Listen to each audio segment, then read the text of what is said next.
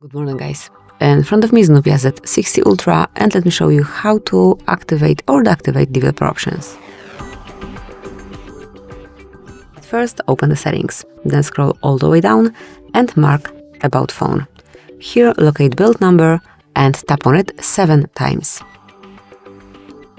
As you can see, we are already a developer, so let's go back, open System, activate developer options, and here you can use them. To switch them off, just unmark the stop indicator, go back, and as you can see, they are no longer here. So let's go back and again mark build number 7 times.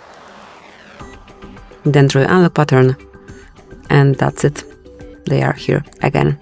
So this is it. This is how we can activate and deactivate developer panel. Thank you for watching. Please subscribe our channel and leave the thumbs up.